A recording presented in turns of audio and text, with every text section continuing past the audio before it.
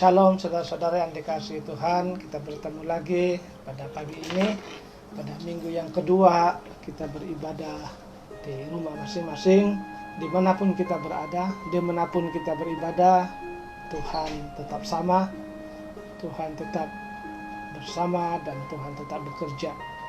Karena gereja itu sebenarnya bukanlah gedung, bukanlah bangunan, sesuai dengan firman Tuhan dalam 1 Korintus 3 ayat 16 dan 2 Korintus pasal 6 ayat 17 berkata bahwa tubuhmu sendiri itu adalah bait Allah, roh Allah tinggal di dalamnya.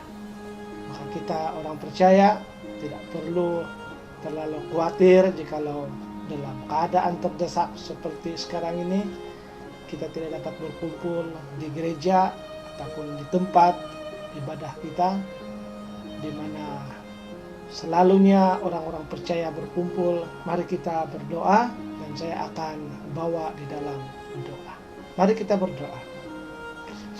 Bapa di sorga yang kami kenal dalam nama Tuhan Yesus Kristus, pagi ini Tuhan kami mengucap syukur atas pekerjaan-Mu, atas penyertaan-Mu, bahkan atas kecukupan pemeliharaan yang Tuhan lakukan dalam hidup kami dalam sepanjang minggu ini. Kami berdoa supaya Tuhan memberikan penghiburan kepada surga. Kami juga berdoa untuk hamba-hamba Tuhan dimanapun mereka berada saat yang mengalami kegusaran, yang mengalami penderitaan, supaya Tuhan berikan penghiburan, kekuatan dan pemulihan kepada mereka.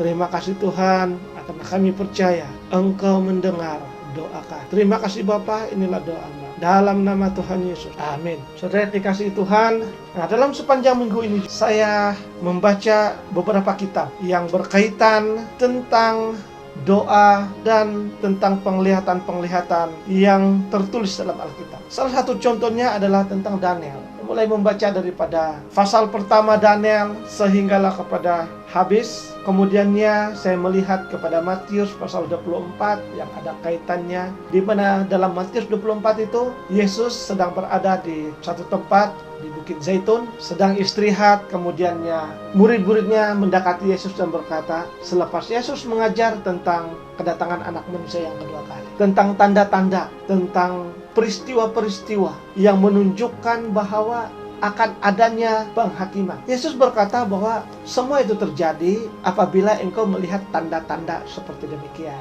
Adanya kesengsaraan, adanya gempa bumi, adanya kabar-kabar peperangan, bahkan adanya penderitaan secara global dan dirasai oleh semua orang. Dan itu kata Tuhan Yesus baru permulaannya. Nah saudara, apabila saya melihat hal ini, saya kembali kepada Daniel pasal 9, di mana satu pergumulan Daniel tentang beberapa perkara selepas 70 tahun dalam pembuangan. Daniel telah diangkut bersama dengan teman-temannya Hanaya, Mishael, dan Azaria oleh Raja Nebukadnezar, Raja Babilonia yang sekarang ini Irak, bersama dengan orang-orang Kasdim, keturunan-keturunan bangsawan, dilatih untuk mempelajari bahasa-bahasa Parsia, bahasa Babilonia, hukum-hukum Kasdim. Tujuannya adalah untuk membantu raja dalam pemerintahan negara Babilonia. Setelah Nebukadnezar meninggal, diganti oleh satu raja yang baru yang telah menaklukkan Babilonia, yaitu Raja Darius. Kemudiannya Raja Belsazar, kemudiannya Raja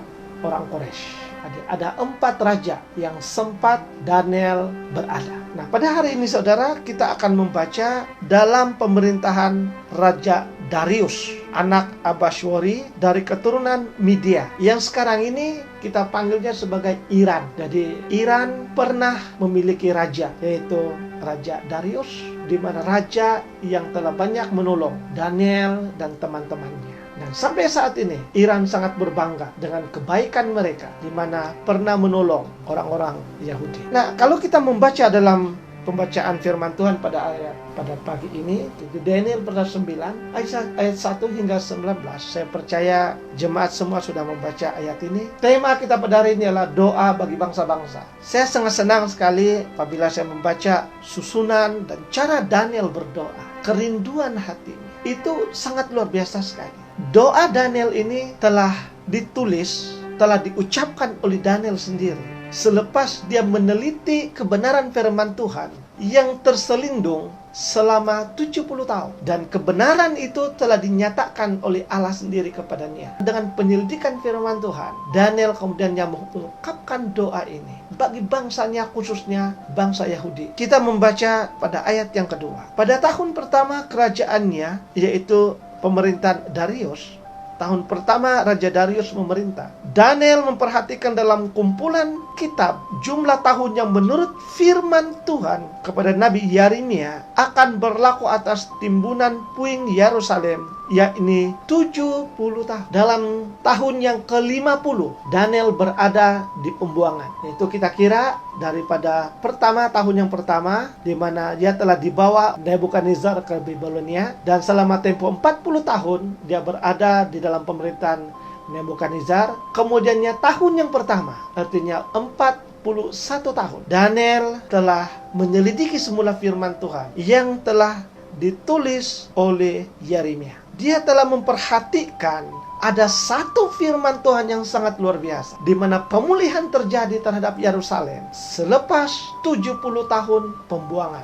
Bagaimana Daniel tahu akan hal ini? Apabila dia dekat dengan Tuhan dalam sepanjang hidupnya, dalam apapun situasi, dia tetap mempercayai Tuhan itu wujud. Apabila saya melihat nama Daniel ini yang diberikan oleh Nebukadnezar kepadanya, yaitu Belteshazzar, rupa-rupanya bukan secara kebetulan Nebukadnezar memberikan nama ini, nama yang sangat sinonim bagi Kasdim. Itu salah satu nama dewa di Kasdim yang membawa arti kepada melindungi raja. Tapi kalau dipisahkan, Bel itu pelindung raja. Sazar mendatangkan sukacita ataupun kesukaan. Itu kalau dipisahkan, artinya kehadiran Daniel adalah kehadiran yang memberikan sukacita, memberikan pengharapan kepada raja.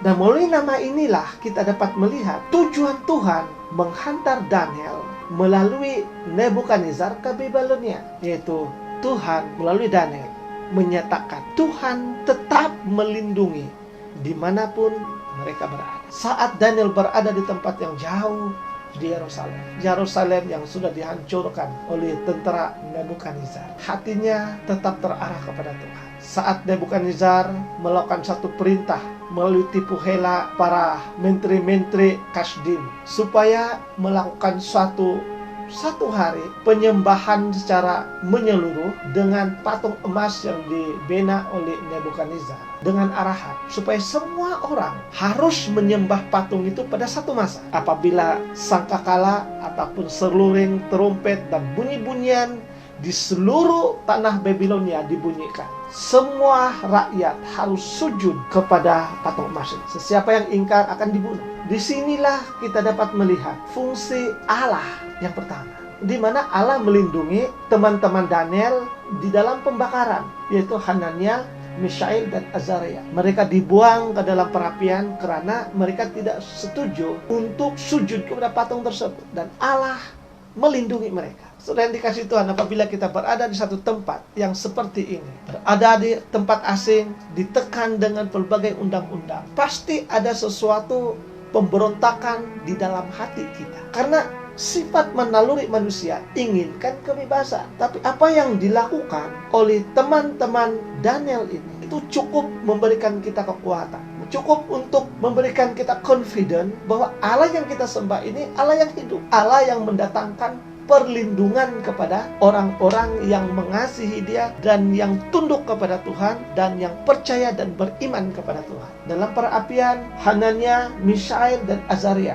tidak mengalami apa-apa kecelakaan. Begitu juga dengan Daniel yang dimasukkan dalam gua singa. Apabila dia dimasukkan dalam gua singa, dia juga diselamatkan oleh Allah, karena Allah menjadi pelindung kepadanya. Apabila semuanya ini Daniel tempuhi, keperitan demi keperitan, tekanan demi tekanan, bahkan bukan Daniel saja, tapi teman-teman yang lain, Hanania, Mishael, dan Azaria, itu menguatkan semangatnya, menguatkan pikirannya, menguatkan imannya untuk melihat firman Tuhan yang ada padanya, seperti yang kita baca pada hari ini, tulisan Nabi Yeremia. Dan dia dapat melihat di dalam tulisan Nabi Yeremia bahwa akan adanya pemulihan bagi bangsa Israel. Tapi bukan masa yang terdekat. Selepas 70 tahun mereka berada. 70 tahun bukan satu tempo yang sangat tinggi. 70 tahun terisi dengan pelbagai peristiwa, penderitaan, kesabaran, dan ketabahan.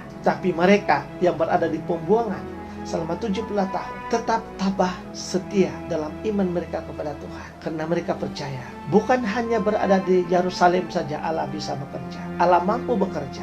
Allah dapat bekerja dimanapun mereka berada. Asal saja mereka tetap memelihara hidup mereka di dalam Tuhan. Bukan saja kita berada di gereja baru kita dapat merasakan, wah Tuhan itu baik, wah Tuhan itu sangat luar biasa, wah pemeliharaan Tuhan itu saya rasai, wah pekerjaan Tuhan itu sangat luar biasa di tempat ini. Karena kita ada di gereja, karena kita sedang dialunkan oleh kata-kata MC ataupun alunan musik yang spoi-spoi bahasa, sangat menyayatkan hati, yang sangat menusuk jiwa. Lalu kita berkata, inilah masanya Tuhan bisa bekerja, inilah masanya Tuhan mampu. Karena kita berada di dalam situasi sedang menyembah. Tapi ternyata itu bukan, saudara yang dikasihi, itu bukan ukuran untuk Tuhan bekerja. Karena kita melihat dalam Daniel ini, mereka tidak ada dalam situasi seperti demikian.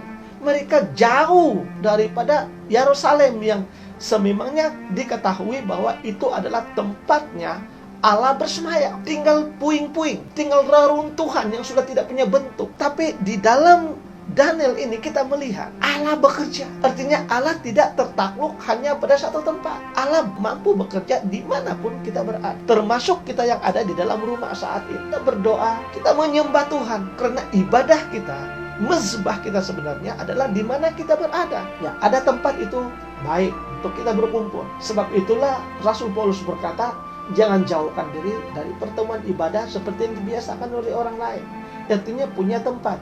Tujuannya adalah supaya untuk dalam satu minggu, satu kali kita saling menguatkan antara satu dengan yang lain, saling memperhatikan antara satu dengan yang lain. Selain daripada itu, kalau kita melihat kepada Daniel ini, Allah bekerja tidak terbatas dengan ruang lingkup. Pada ayat yang kedua ini, kunci utama pada doa Daniel, dia terlebih dahulu melihat kepada firman Tuhan, mengkaji firman Tuhan. Gunakanlah masa ini dengan sebaik-baiknya untuk mengkaji firman Tuhan. Ini sangat penting, karena semakin banyak kita mengkaji firman Tuhan, kita semakin memahami fenomena sekarang ini. Nah, selepas saya membaca firman Tuhan ini, kemudiannya saya kembali kepada kitab Ulangan pasal yang ke-8, kemudiannya saya melihat kepada kitab Wahyu. Ternyata ada satu seperti tali kesinambungan di dalam sepanjang abad manusia, dalam perjanjian baru maupun dalam perjanjian lama. Adanya satu kengaman, sinkronis antara pernyataan-pernyataan para nabi dengan apa yang dikatakan oleh Tuhan Yesus dan penglihatan-penglihatan oleh Yohanes di Pulau Patmos.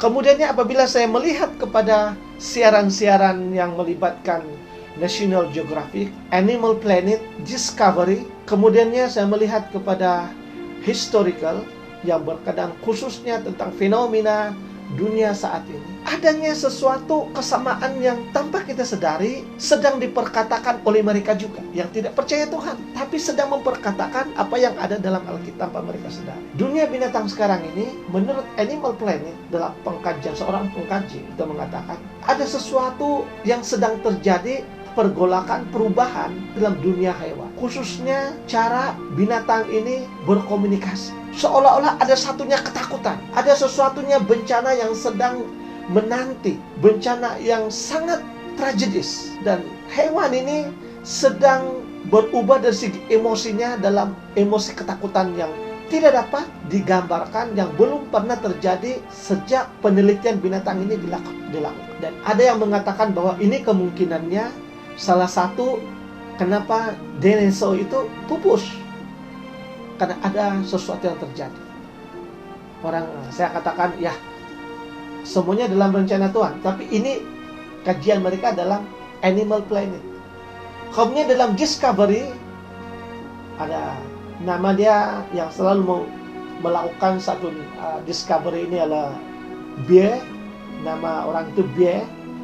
Dia adalah mantan kepada tentara kelas tertinggi Britain. Dia komando, dan selepas retire dia melakukan penjelajahan khususnya di hutan-hutan, di bukit-bukit, di gunung-gunung seorang diri. sambil dia menceritakan tentang keadaan-keadaan yang dia telah temui dan apa pendapatnya dengan cabaran-cabaran sekarang.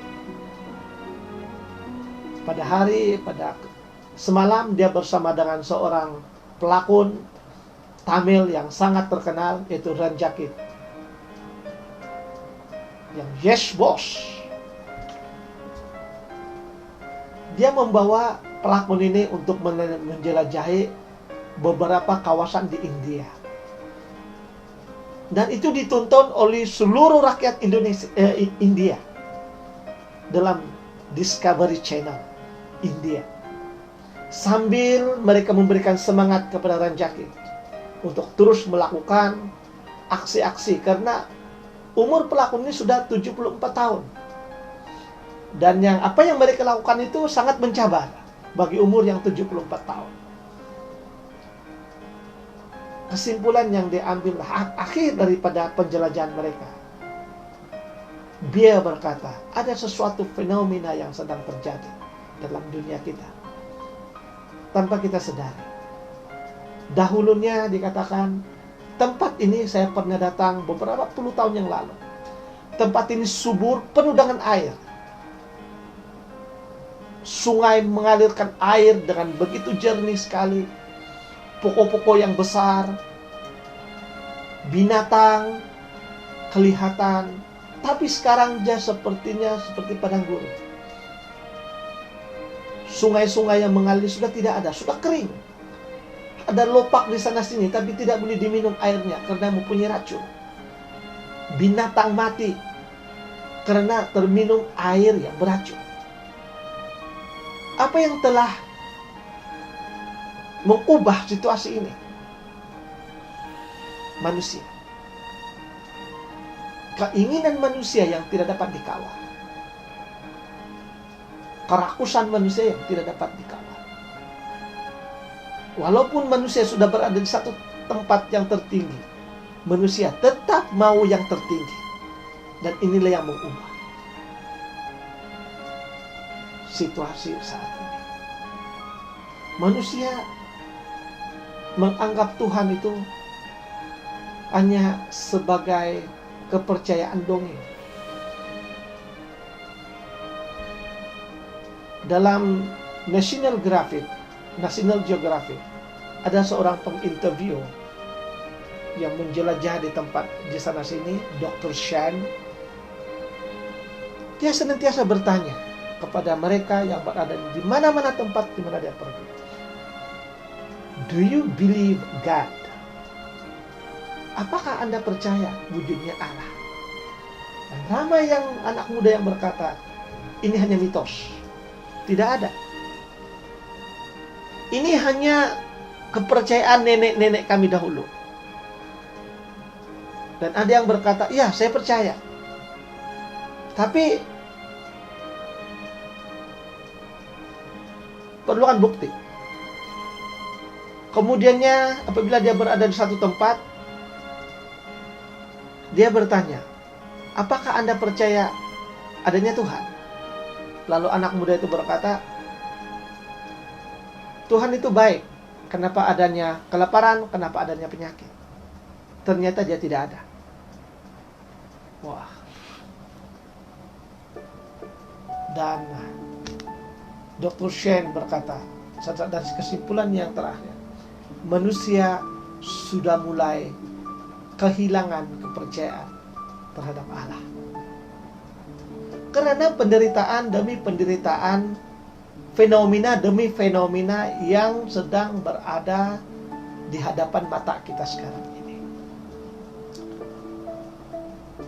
Kalau kita membaca Matius pasal 24, ini sudah jelas bahwa akan adanya kebuluran, akan adanya gempa bumi, akan adanya perang, akan adanya penderitaan, akan adanya orang-orang yang menyangkal Yesus Kristus. Kenapa ini terjadi? Karena mereka telah melupakan firman Tuhan. Mereka tidak kembali kepada firman Tuhan dan mengkaji firman Tuhan, melihat firman Tuhan, Alkitab, bahwa jikalau mereka tidak setia kepada Tuhan, maka mereka terdedah kepada hal-hal seperti ini, kepercayaan seperti ini. Mereka akan kehilangan confidence-nya kepada Tuhan. Mari kita melihat kepada Daniel. Kenapa Daniel sampai ke matinya, sampai ke hari tuanya, Daniel, Hanania, Mishael, dan Azaria tetap berpegang kepada Tuhan. Walaupun di dalam pembuangan Yerusalem, walaupun berada di tempat yang terasing kepada mereka, walaupun diperhadapkan dengan bahaya yang mengancam nyawa mereka, mereka tetap berpegang teguh kepada firman Tuhan. Bahkan ucapan Hanania, Mishael, dan Azaria pada waktu mereka dibuang ke perapian oleh Nebukadnezar, ungkapan yang sangat luar biasa, dia berkata, Allahku mampu untuk menyelamatkan kami daripada perapian ini. Tapi andai kata dia tidak akan menolong kami, bukan tidak mampu, tidak akan menolong kami. Artinya, andai kata inilah caranya Tuhan mau memanggil kami bersama dengan dia, maka Tuanku Raja harus tahu bahwa kami sekali-kali tidak akan menyembah patung emas yang Tuanku telah dirikan itu. Punya komitmen, punya keputusan, punya iman yang sangat luar biasa. Dan ini seharusnya yang ada pada anak-anak Tuhan. Sebab itulah pada ayat yang kedua ini, Daniel, bila dia mengenangkan semula bagaimana Allah bekerja dengan luar biasa dalam kehidupan mereka, khususnya 4 orang ini,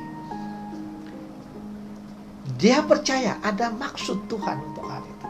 Maka dia membuka kitab, dia menyelidiki dan membaca kitab tulisan Nabi Yeremia.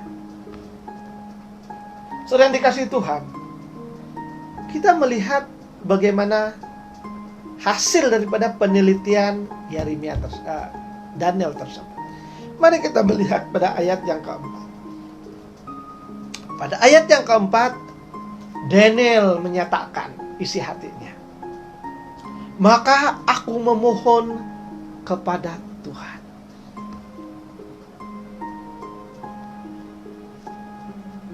Dengan arti kata yang lain, selepas Daniel membaca firman Tuhan melalui Nabi Yeremia, Daniel mulai menghancurkan hatinya di hadapan Tuhan. Daniel mulai membuang seluruh pikirannya yang tidak berkenaan kepada Tuhan. Daniel mulai mengisi seluruh akal budi, perasaannya tentang kebenaran dan kebaikan dan wibawa Tuhan yang dia sembah. Artinya dia mengimani, dia percaya 100%. Yesus bilang, kalau imanmu sebesar biji sesawi, kamu boleh perintahkan gunung itu pergi ke sana dan dia akan mengikuti. Dan ramai orang berkata, iman sebesar biji sesawi ini seperti ini, seperti itu, seperti itu. Tapi saya lebih berminat untuk melihat maksud Tuhan Yesus itu di dalam Daniel. Dia ada satu proses. Dan proses itu bukan memakan masa yang singkat. Selepas Daniel menempuhi seluruh perkara, seluruh suka duka, ternyata imannya semakin kuat, bukan semakin longgar. Sehingga pada ayat yang keempat ini, maka aku memohon kepada Tuhan. Dia tetap percaya bahwa Tuhan itu mendengar apa yang diperkatakannya, doanya. Dan inilah iman sebesar biji sesawi. Mari kita lanjutkan. Maka aku memohon kepada Tuhan Allahku dan mengaku dosaku. Demikian, Tuhan, Allah yang maha besar dan dahsyat, yang memegang perjanjian dan kasih setia terhadap mereka yang mengasihi Engkau, serta berpegang pada perintah. Ada satu keluhan, ada satu pengakuan, ada satu ungkapan yang terdalam, tapi bukan untuk diri dia sendiri saja, tetapi juga untuk orang lain. Artinya bukan selfish, bukan mementingkan diri sendiri, bukan hanya memperhatikan keperluan dirinya sendiri.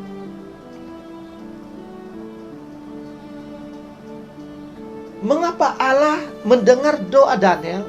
Karena dia berdoa bukan atas kapasiti keperluan perlindungan dirinya. Dia boleh saja berdoa dengan berkata, Tuhan, lindungilah saya daripada pemerintahan Raja Darius yang tidak percaya kepadamu. Berikan saya mukjizat yang luar biasa seperti Musa, seperti Nabi Ilya, supaya mereka semua percaya kepadamu. Tidak. Dia tidak berkata sedemikian dalam doanya. Sebaliknya, kalau kita membaca bermula daripada ayat yang keempat sampai ayat yang ke-15, semuanya berkenaan dengan bangsanya, bukan dirinya sendiri.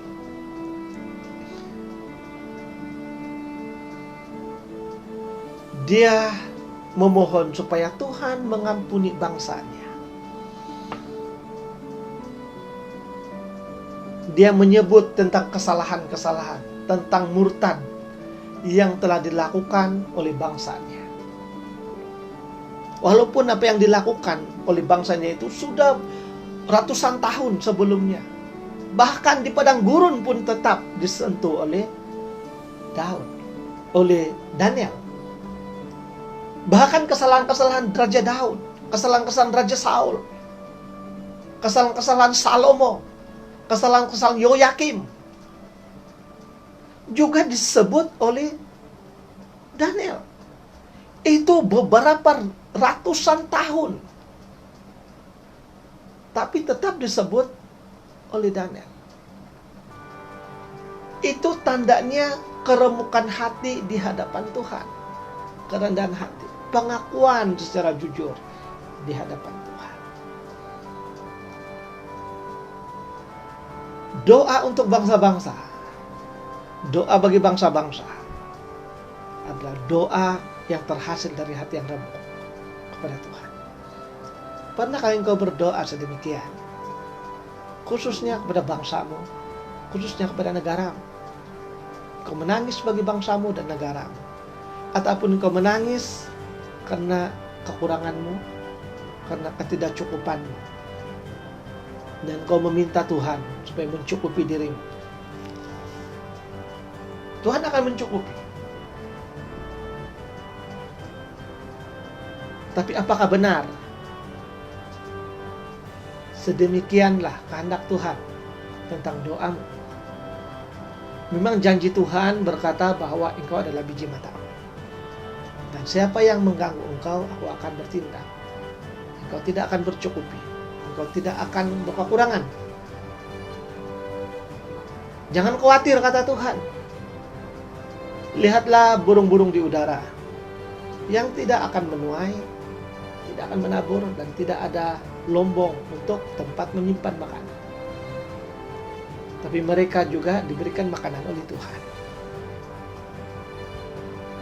Lihatlah bunga bakung yang pagi ini mekar,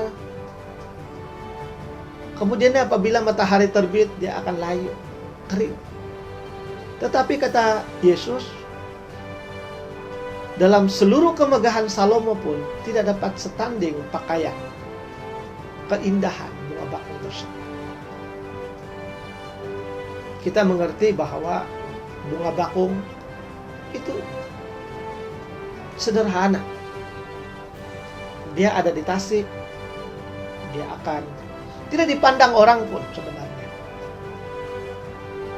Tetapi apabila saat dia mengembang, dia kelihatan cantik. Tapi kemudian dia akan layu. Apakah maksud Tuhan dalam hal ini? Kesempatan. Dalam hal kesempatan yang sederhana, yang sedetik, bunga bakung dengan semaksimumnya mengeluarkan apa yang ada padanya. Wangi, bunganya, semuanya dibuka dengan seluas-luasnya untuk ditonton. Karena sebentar lagi dia akan mati. Kesempatan. Apabila kita melihat Raja Salomo, dia telah hilang kesempatan terlalu lama. Dalam masa mudanya, dia hidup dalam kemegahan dan kekayaan dan ilmu yang Tuhan berikan, kepintaran yang Tuhan berikan. Tetapi dalam masa-masa pemerintahannya, di tengah-tengah pemerintahannya, dia mulai memegahkan diri dan mulai beralih kepada Allah-Allah lain. Allahnya Mesir, Allahnya Midian, Allahnya orang-orang Amon. Namun di akhir tuanya, dia telah menulis Amsal. Dan dia telah menyimpulkan semuanya sia-sia. Hanya seperti menjaring angin. Sebab itulah Raja Salomo berkata, "Hai pemuda-pemuda, hai engkau yang muda, pergunakanlah kemudahanmu dalam masa mudamu dengan sebaiknya. Turutilah apa saja keinginanmu. Tetapi ketahuilah bahwa semua ini akan membawa engkau kepada pengadilan." Karena dia sudah merasai semuanya. Bahwa itu hanya sia-sia. Sebab itulah Tuhan Yesus berkata, dalam kemegahan Salomo pun tidak setanding dengan bunga bakung. Karena bunga bakung dalam kesempatan yang sangat terhad, dari pagi hingga mataharinya terbit, dia menggunakan kesempatan itu dengan sebaiknya. Saudara yang dikasihi oleh Tuhan, kalau kita melihat Daniel pasal 9 bermula dengan ayat 4 sampai ayat yang ke-15, Daniel menceritakan tentang kesempatan. Dalam pelbagai situasi, Allah tetap memberikan kesempatan kepada bangsanya untuk kembali kepada Tuhan dan takluk kepada wibawa Tuhan sekali lagi.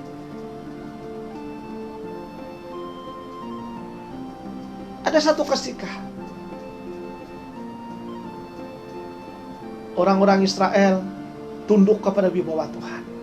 Tapi ada satu ketika mereka langsung tidak mempercayai Tuhan. Bahkan mereka beralih kepada penyembahan berhala. Dan Allah musnahkan. Allah hukum. Dan itulah putaran seterusnya. Bertobat, diampuni, murtad, dihukum. Dan itulah putaran iman orang-orang Israel, orang-orang Yahudi. Dan Daniel melihat ini dan hatinya hancurnya dalam Tuhan. Doa bagi bangsa-bangsa. Doa untuk bangsa. Doa keremukan hati. Doa dalam kesempatan yang sangat singkat ini. Kita berdoa untuk teman-teman kita. Kita berdoa untuk orang-orang lain. Kita tidak akan mengingati keperluan utama kita. Kita tidak akan mengingati keperluan secara pribadi kita. Tuhan pasti memberikannya. Percaya. Kalau Tuhan bekerja, kalau Tuhan Allah yang kau sembah itu hidup, artinya Allah mampu melakukan di luar daripada kotak pikiran kita. Tapi yang penting sekarang ini adalah kesempatan bagi kita selama 2 minggu ini adalah berdoa bagi bangsa-bangsa. Dalam seminggu ini pernahkah Anda berdoa bagi orang lain? Pernahkah Anda menyimpan 1 atau 2 nama untuk didoakan pada setiap hari selama 2 minggu ini? Itu pertanyaan dan persoalan yang kita harus jawab secara pribadi di hadapan Tuhan. Daniel berdoa bagi bangsanya. Dia tidak berdoa untuk keselamatan dirinya, karena dia tahu Allah menyelamatkan dia. Saudara yang dikasihi Tuhan, apakah tujuan Daniel berdoa bagi bangsanya? Mari kita melihat kepada ayat yang ke-16 dan 19. 16, kita dapat melihat, ya Tuhan, sesuai dengan belas kasihan-Mu, biarlah kiranya murka dan amarah-Mu berlalu dari Yerusalem, kota. Pembinaan Yerusalem yang baru. Daniel berdoa supaya Tuhan memberikan kekuatan kepada bangsanya untuk membina Yerusalem semula. Saudara yang dikasihi Tuhan, mustahil. Apabila saya merenungkan hal ini, sebenarnya mustahil. Karena pembinaan Yerusalem menelan belanja, kalau dalam ringgit, itu bilion ringgit. Karena dia disalut dengan emas di dalamnya, khususnya ruang Maha Kudus. Itu disalut dengan emas. Dan cara pembinaannya itu bukan dengan cincai, seperti yang kebanyakan yang kita buat, ambil dan tampal dan ya cukup asal ada. Tapi pembinaan Yerusalem mempunyai strategi, mempunyai ukuran-ukuran tertentu dan bahan-bahan tertentu, dan itu bukan senang diperolehi pada zaman ini. Karena mereka ada di dalam pembuangan, mereka tidak punya kerajaan sendiri di mana mendapatkan dana untuk membina Yerusalem. Apabila saya melihat hal ini, khususnya 16, saya berkata, mustahil. Kalau dalam situasi ini mustahil untuk dibina, karena dana untuk membinanya di mana perolehi. Mereka ada di pembuangan, mereka terserak di mana-mana. Yang tinggal di Yerusalem, menurut sejarah, dalam awalnya Nebukadnezar itu adalah orang-orang tua, orang-orang yang sakit, perempuan-perempuan tua, dan orang-orang miskin yang ditinggalkan. Sementara mereka yang kaya, mereka yang muda, mereka yang pintar itu dibawa semuanya ke Babilonia. Ada usaha untuk kembali ke Yerusalem, tetapi semuanya gagal. Dalam tempo pemerintahan Nebukadnezar, Raja Darius, tetapi semuanya gagal. Kalaupun mereka dapat kembali ke sana dan membina, dana mana yang harus mereka pakai? Di dalam kemustahilan inilah Daniel mengungkapkan kata-kata ini. Ya Tuhan, sesuai dengan belas kasihan. Daniel percaya, apabila Tuhan turun tangan, campur tangan, tidak ada yang mustahil.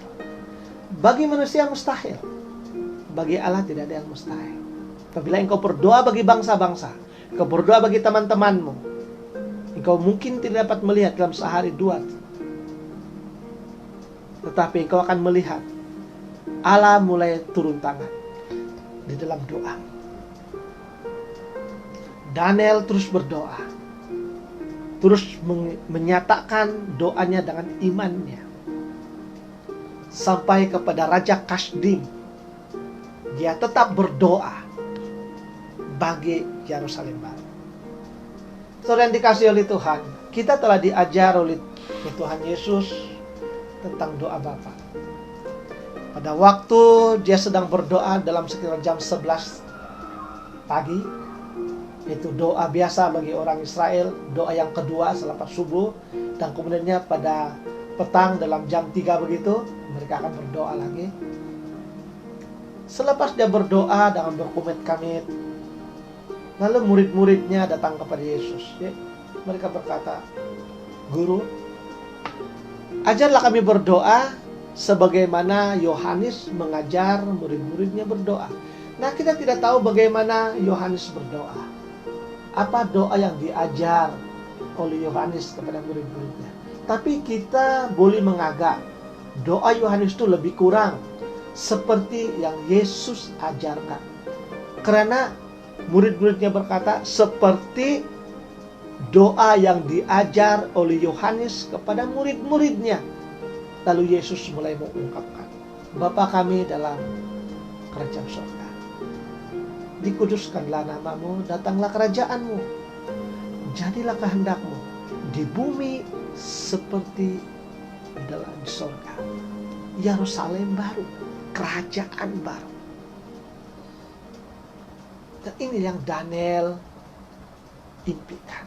Yerusalem baru, kerajaan Allah sendiri.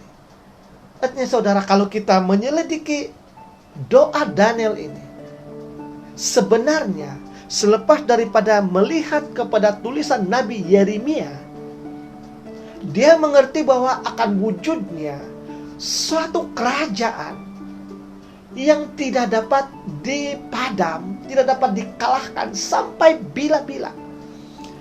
Dan itu kemudiannya kita dapat melihat kalau kita membaca kepada penglihatan-penglihatan Daniel dalam bermula daripada pasal yang ke-7, pasal yang ke-8, di mana akan adanya pemerintahan satu kerajaan yang dikuasai oleh seorang anak manusia yang akan menguasai dan mengalahkan, dan kerajaannya itu sampai selama-lamanya tidak terkalah. Kalau dalam firman Tuhan,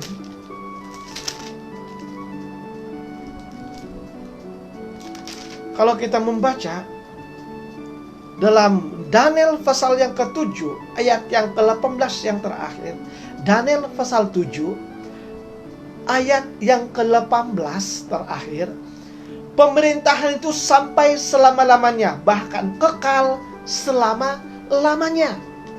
Ini penglihatan Daniel bahwa ada satunya kerajaan Yerusalem baru yang akan turun dan kekal selama-lamanya sampai selama-lamanya berkuasa. Dan doa Bapa yang diajar, yang diungkapkan oleh Tuhan Yesus itu menyentuh soal ini. Bapa kami dalam kerajaan surga, dikuduskanlah namamu, datanglah kerajaanmu, jadilah kehendakmu di bumi seperti di surga. Dialah kerajaan Allah datang di bumi seperti di surga. Kerajaan yang tidak terkalah. Ini menyentuh soal anak-anak Tuhan. Daniel mengimpikan, tapi ternyata dia tidak dapat merasainya karena dia meninggal sebelum Tuhan Yesus ada. Tapi dia sudah melihat. Dia sudah melihat kerajaan itu.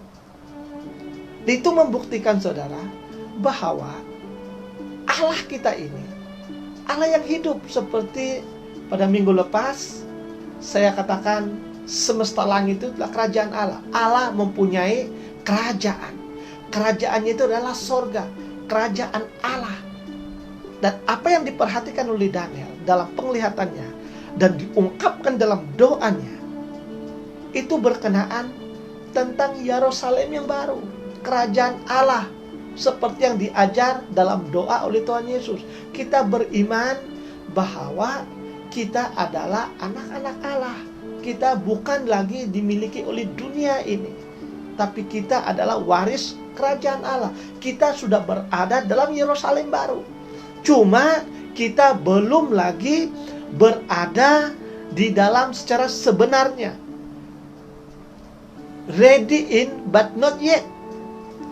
Dalam English. Sudah berada tapi belum terjadi. Karena secara rohani kita di dalam, tapi dalam tubuh kita sebagai manusia belum lagi. Kita telah berada dalam dunia kita yang ada sekarang ini. Ini rahasia. yang sangat luar biasa. Kalau kita membaca pada Daniel pasal 9 ayat 25, akhir di tengah-tengahnya ada satu ungkapan di sana luar biasa dalam Daniel pasal 9 ayat 25. Sampai pada kedatangan seorang yang diurapi, seorang raja. Nah, apabila kita menggabungkan semua ini semua tentang penyataan tentang Yesus Kristus. Gelaran Yesus seterusnya adalah Raja atas segala raja dalam Ibrani. Hakim, Raja, Juru Selamat, Anak Allah. Dan di dalam Wahyu kita dapat melihat anak domba itu ada di tengah-tengah seorang anak manusia bersemayam dengan penuh wibawa.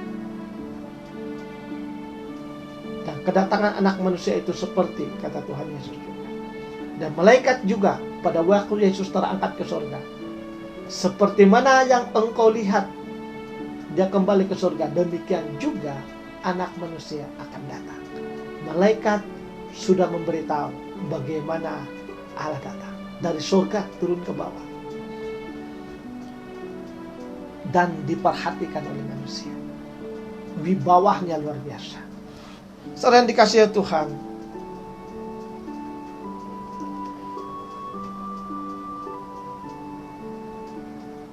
doa Daniel ini sangat penting. Doa seperti yang Daniel ungkapkan ini seharusnya adalah doa kita. Kita berdoa bukan karena kita mau ke atas kemampuan kita, atas periskop keperluan kita, tetapi bangsa-bangsa. Dan kita dasari doa kita itu dengan firman Tuhan, dengan janji Tuhan. Daniel mengungkapkan doanya beserta dengan firman Tuhan, janji-janji Tuhan. Dia tidak mengungkapkannya dengan sewenang-wenangnya, tapi dia mengungkap bersama dengan firman Tuhan dan hatinya yang remuk bagi bangsa-bangsa. Ambillah masa dalam 2 minggu ini berdoa bagi seseorang, bagi bangsa-bangsa, dengan hati yang remuk di hadapan Tuhan. Bacalah firman Tuhan dan ungkapkanlah janji-janji Tuhan dalam doa. Dan biarlah Tuhan menghadirkan Yerusalem baru dalam hidup orang-orang tersebut.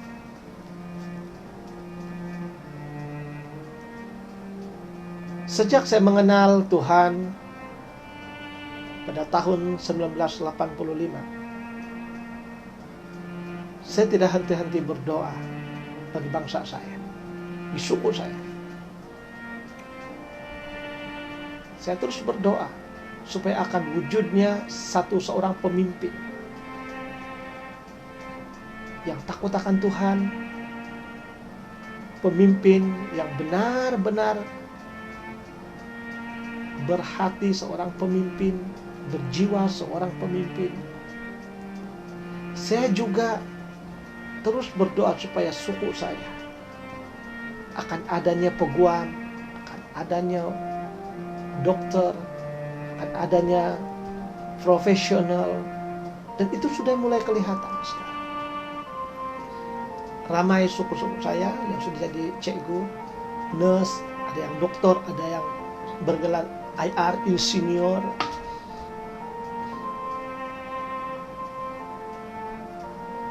Tapi saya tidak berhenti